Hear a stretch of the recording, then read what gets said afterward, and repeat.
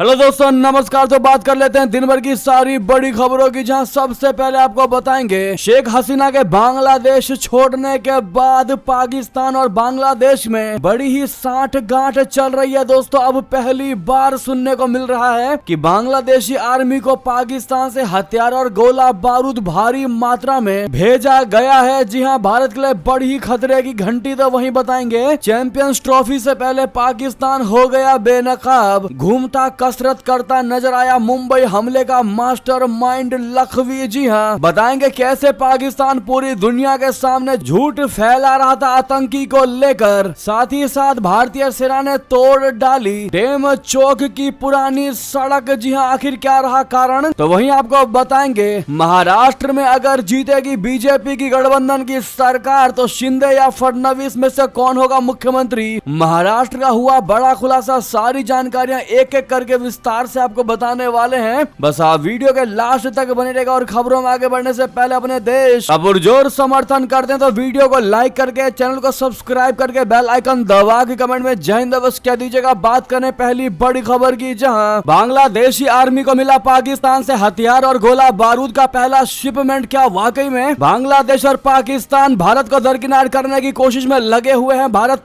के विरोध में लगातार फैसले ले रही है मोहम्मद यूनुस की सरकार। भारत के लिए बड़ी ही खतरे की घंटी है। दोस्तों, बता दें बांग्लादेश की सेना को पाकिस्तान से गोला बारूद और हथियार की पहली खेप मिल गई है। बांग्लादेश की मोहम्मद यूनुस के नेतृत्व वाली अंतरिम सरकार ने पाकिस्तान से तोप खाने के गोले, टैंक, गोला बारूद, विस्फोटक और प्रोजेक्टाइल ऑर्डर किए थे। सूत्रों के मुताबिक इस डील के तहत पहली खेप इस हफ्ते पाकिस्तान से बांग्लादेश पहुंची है। बांग्लादेश और पाकिस्तान के बीच इस तरह की डील बहुत आम नहीं है, क्योंकि दोनों देशों के संबंध ऐतिहासिक रूप से तनावपूर्ण रहे हैं। बांग्लादेश को पाकिस्तान से यह हथियार और गोला बारूद ऐसे समय में मिला है जब विरोध प्रदर्शनों के बाद 5 अगस्त को शेख हसीना को प्रधानमंत्री पद और देश छोड़ना पड़ा था और मोहम्मद यूनुस के नेतृत्व में देश में अंतरिम सरकार है। शेख हसीना को भारत समर्थक माना जाता है। वहीं मौजूदा सरकार में शामिल बीएनपी और जमात इस्लामी पाकिस्तान के करीबी हैं। जी हाँ, यानी कि मोहम्मद यूनुस एक भी वो फैसले लेने से पीछे नहीं हट रही जो भारत के खिलाफ हो। और ऐसा भी माना जा रहा है कि यूनुस जब अपने पद से इस्तीफा देंगे या ये अंतरिम सरकार को रिमूव किया जाएगा, उसके बाद खालिदा जिया की ही सरकार बनेगी, क्योंकि खुद मोहम्मद यूनुस कभी नहीं चाहेंगे कि शेख हसीना दोबारा से सरकार में आए। लेकिन एक चीज तो तय है, अगर इनकी सरकार बनी तो बांग्लादेश का विनाश होने से कोई नहीं रोक सकता।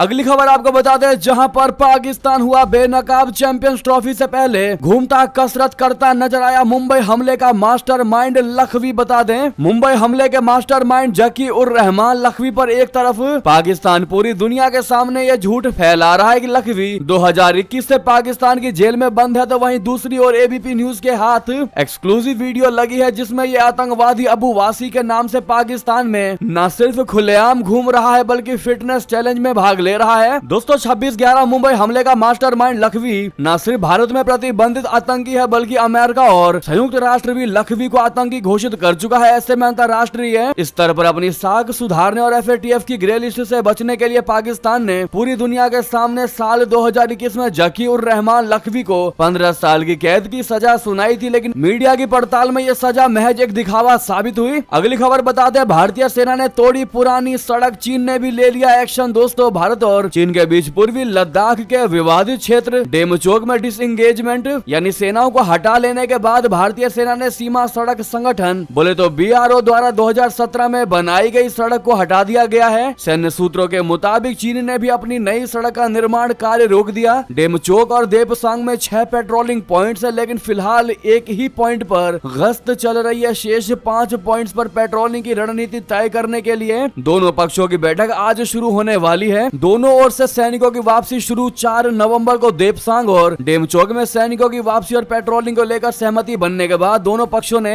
डिसएंगेजमेंट की प्रक्रिया शुरू कर दी। भारतीय सेना ने पहली बार देपसांग में एक पेट्रोलिंग पॉइंट पर गश्त की। इससे पहले 1 नवंबर को डेमचोक में सैनिकों की वापसी और पेट्रोलिंग की शुरुआत देखी गई थी और अब देपसांग में भी पहले की तरह गश्त पुनः शुरू हो गई है। अगली खबर बता दे, बहुत ही भयावह खबर आ रही है दोस्तों पाकिस्तान से हिंदू तीर्थ यात्रियों को लेकर, जहां पाकिस्तान में ननकाना साहिब जा रहे हिंदू तीर्थ यात्री की गोली मारकर हत्या कर दी गई। 4.5 लाख रुपए भी उसके लूट लिए गए। जी हां, पाकिस्तान में हिंदू तीर्थ यात्री की गोली मारकर हत्या। इस खबर ने वाकई में भारत को चौंका कर रख दिया है दोस्तों। यहाँ तक कि जो तीर्थ यात्री भारत से पाकिस्तान जाते हैं वो भी काफी ज्यादा अपने आप को डर में देख रहे हैं। दोस्तों, पाकिस्तान के ननकाना साहिब में गुरु नानक देव की 555वीं प्रकाश पर्व समारोह में भाग लेने जा रहे एक पाकिस्तानी हिंदू तीर्थ यात्री की लुटेरों ने गोली मारकर हत्या कर दी। पुलिस ने शुक्रवार को यह जानकारी दी। सिंध प्रांत के लरकाना शहर के मूल निवासी राजेश कुमार अपने दोस्त और एक रिश्तेदार के साथ कार से लाहौर से ननकाना साहिब जा रहे थे।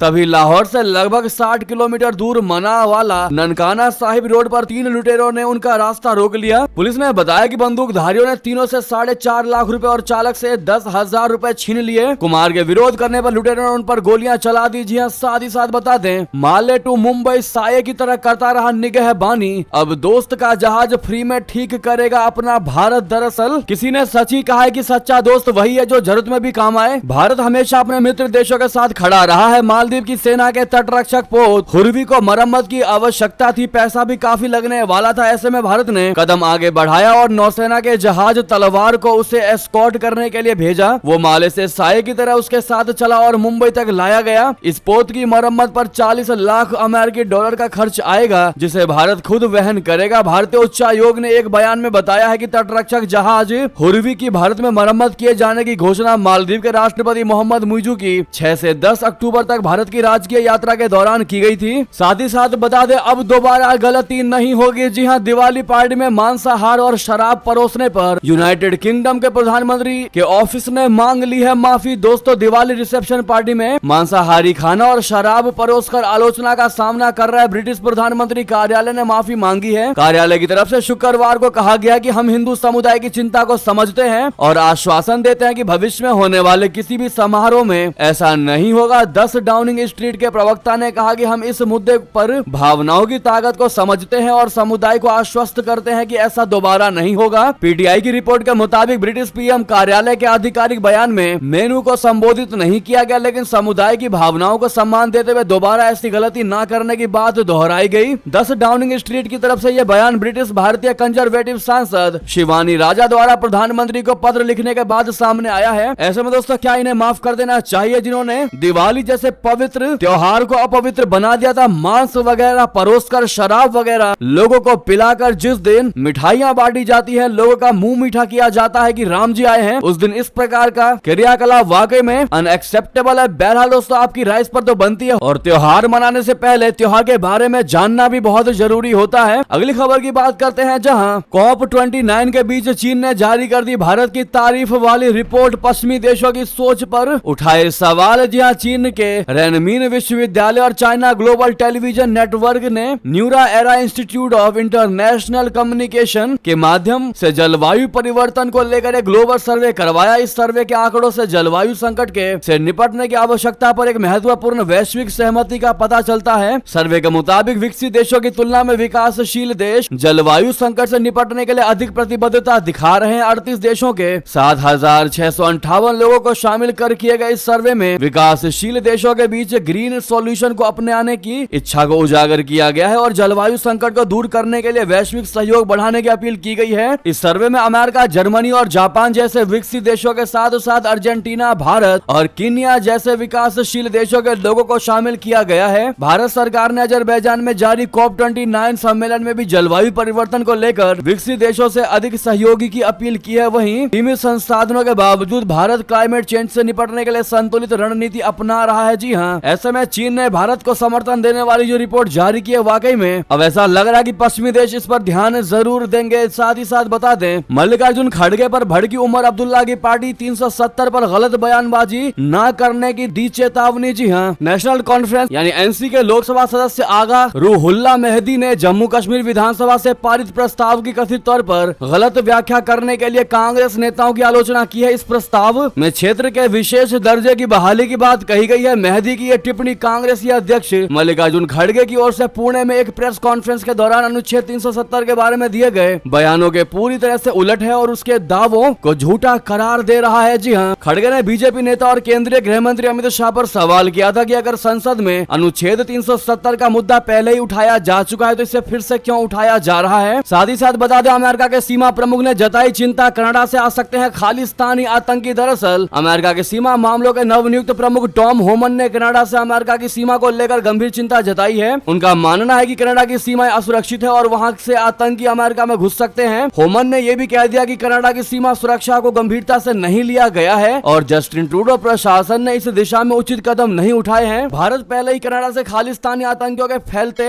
प्रभाव और उनकी सुरक्षित पनाहगाह बनने की चिंता उठा चुका है। भारत का कहना है कि कनाडा के प्रशासन ने खालिस्तानी आतंकियों पर भी कार्रवाई नहीं की और इस कारण से ये आतंकी वहां सुरक्षित रह रहे हैं। साथ ही साथ बता दें, ट्रंप की जीत से बदलने लगे समीकरण, जर्मनी ने बढ़ाया रशिया की तरफ दोस्ती का हाथ। जी हां, अमेरिका में डोनाल्ड ट्रंप की राष्ट्रपति चुनाव में अप्रत्याशित जीत के साथ ही वैश्विक राजनीति में बड़े बदलाव की सुगबुगाहट शुरू हो चुकी है। जर्मनी ने अपनी ओर से रशिया यूक्रेन युद्ध को समाप्त करने की पहल करते हुए रशिया के राष्ट्रपति व्लादिमीर पुतिन से सीधा संवाद किया। जर्मनी के चांसलर ओलाफ शोल्ज ने पुतिन को फोन करके न केवल युद्ध रोकने की अपील की बल्कि आपसी मतभेदों को दूर करके कूटनीतिक समाधान निकालने पर जोर दिया। ये वार्ता फरवरी 2022 में रशिया यूक्रेन युद्ध शुरू होने के बाद पहली बार किसी नाटो सदस्य देश और रशिया के शीर्ष नेतृत्व के बीच हुई है। डोनाल्ड ट्रंप के सत्ता में वापसी का संकेत साफ है कि अमेरिका अब रशिया के खिलाफ सैन्य संघर्ष से पीछे हटना चाहता है। ट्रंप की अमेरिका फर्स्ट नीति के चलते नाटो के भीतर दरारें पड़ने की संभावना बढ़ गई है। जर्मनी ने यह महसूस किया कि अमेरिका के इस बदले रुख का फायदा उठाते हुए रशिया के साथ संबंध सुधारने का यही सही समय है। जी हां, अगली खबर बता दें, पाकिस्तान से आ रही है, जहां जमात इस्लामी के महासचिव हमीद सूफी की गोली मारकर हत्या कर दी गई। दाएश समूह ने लिया उसकी हत्या का जिम्मा। जी हां, पाकिस्तान के जमात इस्लामी यानी जेआई के महासचिव हमीद सूफी की गुरुवार को गोली मारकर हत्या कर दी गई। जमात इस्लामी देश की सबसे बड़ी इस्लामी राजनीतिक पार्टी है। पाकिस्तान के अशांत खैबर पख्तूनख्वा प्रांत में कुछ अज्ञात लोगों ने हमीद सूफी की गोली मारकर हत्या कर दी। पुलिस ने बताया कि यह घटना उस समय हुई जब हमीद सूफी नमाज अदा करके मस्जिद से बाहर आ रहे थे। पुलिस ने बताया कि इनायत कला बाजार के पास कुछ अज्ञात बंदूकधारियों ने उन पर गोलियां ताबड़तोड़ चला दी। तो वहीं आपको बता दें, गाजा में लड़ते हुए इंडियन इजरायली सैनिक की हुई मौत। 21 साल के हैरी का भारतीय समुदाय से था खास रिश्ता। दोस्तों,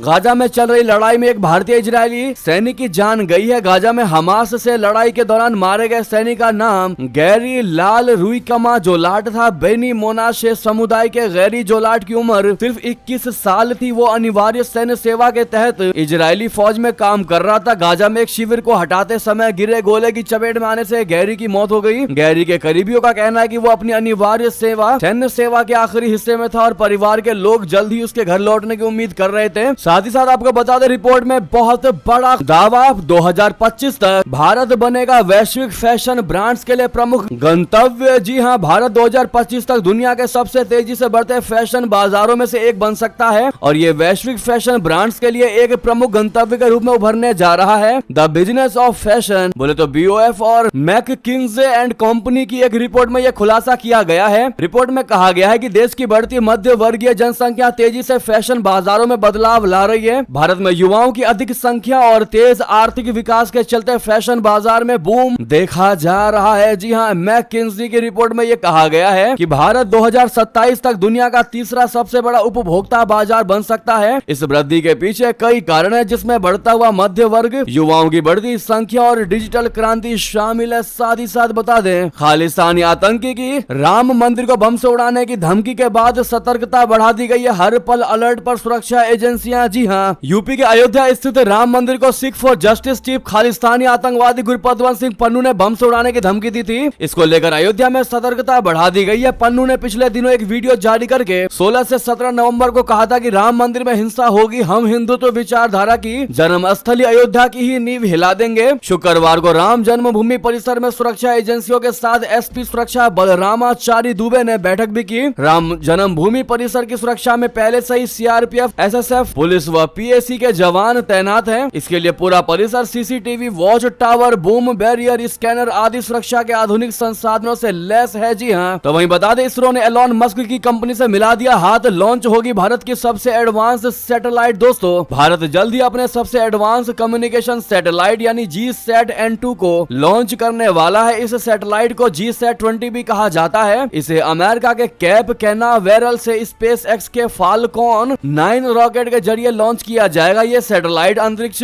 भारतीय अंतरिक्ष अनुसंधान संगठन इसरो द्वारा तैयार किया गया है। करीब 4300 किलोग्राम वजन वाले इस सैटेलाइट को भारतीय रॉकेट के माध्यम से लॉन्च करना संभव नहीं था, इसीलिए इसे विदेशी कमर्शियल लॉन्च के माध्यम से प्रक्षेपित किया जा रहा है। जी हाँ, साथ ही साथ बता दें क्या ट्रंप का प्लान फेल कर देंगे इस्लामिक देश। सऊदी अरब ने इस कदम से दिया चौंका। दरअसल अमेरिका में सत्ता परिवर्तन हो चुका है और रिपब्लिकन पार्टी के नेता डोनाल्ड ट्रंप एक बार फिर पावर में आ गए। ट्रंप अगले साल जनवरी में सत्ता संभालेंगे, लेकिन उनकी घरेलू और विदेश नीति क्या रहेगी इसको लेकर चर्चाओं का बाजार गर्म है। ट्रंप ऐसे वक्त में चुनाव जीतकर आए हैं जब पूरा मध्य पूर्व युद्ध की चपेट में है और वो वहाँ के भू राजनीतिक समीकरण तेजी से बदल रहे हैं। इजराइल अमेरिका के समर्थन से जहाँ एक तरफ हमास और हिजबुल्लाह से लड़ रहा है तो वहीं दूसरी तरफ ईरान से भी वार पलटवार की स्थिति बनी हुई है। वही बता दें व्हाइट हाउस के पूर्व अधिकारी ने दे दिया बड़ा बयान, कहा बांग्लादेश में बढ़ती कट्टरता पर अमेरिका चिंतित है। जी हाँ, व्हाइट हाउस के एक पूर्व अधिकारी ने कहा कि बांग्लादेश में बढ़ती कट्टरता को लेकर अमेरिका में गंभीर चिंताएं हैं। साथ ही उन्होंने कह दिया कि बांग्लादेश की अपदस्थ पूर्व प्रधानमंत्री शेख हसीना ने अपने मुल्क में चरमपंथ को अच्छी तरह से नियंत्रित किया था। अमेरिका के नवनिर्वाचित राष्ट्रपति डोनाल्ड ट्रंप की पूर्व उप सहायक और 2017 से 2021 तक दक्षिण एवं मध्य एशिया के लिए राष्ट्रीय सुरक्षा परिषद के सीनियर डायरेक्टर पद पर सेवाएं दे चुकी लीजा कर्टिस ने यह बात कही। साथ ही अगली खबर बता दें, शेख हसीना सरकार में हुए 15वें संविधान संशोधन पर बांग्लादेश में रार तब सेकुलर शब्द जोड़ा गया था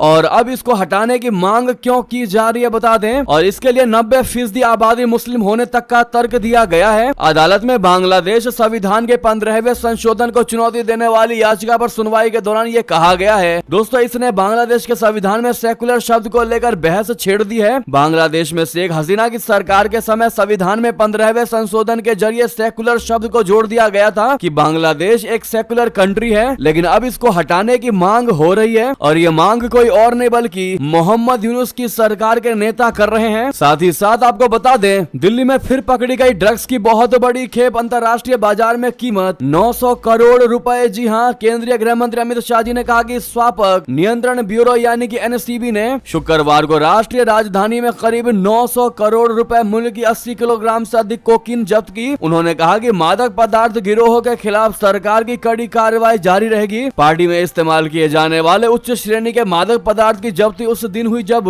स्वापक नियंत्रण ब्यूरो, नौसेना और गुजरात एटीएस ने संयुक्त अभियान में गुजरात अपतटीय क्षेत्र से लगभग 700 किलोग्राम मेथाम्फेटामाइन बरामद किया। समुद्र में चलाए गए इस अभियान में 8 ईरानी नागरिकों को भी गिरफ्तार किया गया। साथ ही साथ बता दें, अमेरिका ईरान में तनाव खत्म करने की कोशिश हुई शुरू, ईरानी राजदूत से एलोन मस्क के मिलने की है खबर। दरअसल अमेरिका में डोनाल्ड ट्रंप की जीत के बाद पर्दे के पीछे से कई गतिविधियां जारी हैं। अब मीडिया रिपोर्ट्स के अनुसार डोनाल्ड ट्रंप के करीबी अरबपति कारोबारी एलोन मस्क ने संयुक्त राष्ट्र में ईरान के राजदूत से मुलाकात की। दोनों की मुलाकात अमेरिका और ईरान के बीच जारी तनाव को खत्म करने की कोशिश के तौर पर देखा जा रहा है। अमेरिकी मीडिया की रिपोर्ट्स के अनुसार एलोन मस्क और ईरानी राजदूत की मुलाकात से वाकिफ ईरानी अधिकारियों ने इसे सकारात्मक बताया है। तो वहीं आपको बता दें, संघर्ष विराम समझौते को तैयार इजराइल पर दबाव डाले ट्रंप, हमास लगा रहा है ऐसा गुहार। जी हाँ, हमास के एक वरिष्ठ अधिकारी ने गाजा पट्टी में संघर्ष विराम समझौते की इच्छा जताई है और अमेरिका के नवनिर्वाचित राष्ट्रपति डोनाल्ड ट्रंप से आग्रह किया है कि वे इजराइल पर दबाव डालें ताकि वहां जारी सैन्य अभियान समाप्त हो सके। हमास के राजनीतिक ब्यूरो के सदस्य वासेम नईम ने एएफपी से बातचीत में कहा कि अगर कोई प्रस्ताव पेश किया जाता है और इजराइल उसे सम्मान पूर्वक मानता है तो हमास गाजा पट्टी में संघर्ष विराम के लिए तैयार है। वहीं बता दें, विधानसभा चुनाव से पहले अमित शाह जी का सबसे बड़ा दावा, कहा प्रधानमंत्री मोदी वक्फ अधिनियम में करेंगे संशोधन। जी हाँ, केंद्रीय गृह मंत्री अमित शाह जी ने शुक्रवार को कहा कि प्रधानमंत्री नरेंद्र मोदी, उद्धव ठाकरे और शरद पवार जैसे नेताओं के विरोध के बावजूद वक्फ अधिनियम में संशोधन करेंगे। महाराष्ट्र के यवतमाल जिले के उमरखेड़ में रैली को संबोधित करते हुए अमित शाह जी ने कहा कि प्रधानमंत्री मोदी वक्फ बोर्ड कानून बदलना चाहते हैं, लेकिन उद्धव ठाकरे, शरद पवार और सुप्रिया सुले इसका विरोध कर रहे हैं। उन्होंने कहा कि उद्धव जी, ध्यान से सुनिए, आप सभी जितना चाहे विरोध कर सकते हैं, लेकिन प्रधानमंत्री मोदी वक्फ अधिनियम में संशोधन करेंगे। अमित शाह जी ने कहा कि 20 नवंबर को होने वाले महाराष्ट्र विधानसभा चुनावों में 2 खेमे हैं, एक पांडव जिसका प्रतिनिधित्व भाजपा के नेतृत्व वाले महायुति कर रही है और दूसरा है कौरव जिसका प्रतिनिधित्व महाविकास अघाड़ी कर रही है। जी हाँ, साथ ही साथ आपको बता दें, महाराष्ट्र के हिंगोली में चुनाव आयोग का बड़ा एक्शन, गृह मंत्री अमित शाह जी के हेलीकॉप्टर की भी हुई चेकिंग। जी हाँ, केंद्रीय गृह मंत्री अमित शाह जी महाराष्ट्र के दौरे पर है, जैसा कि हमने आपको भी बताया, लेकिन आपको बता दें उनकी भी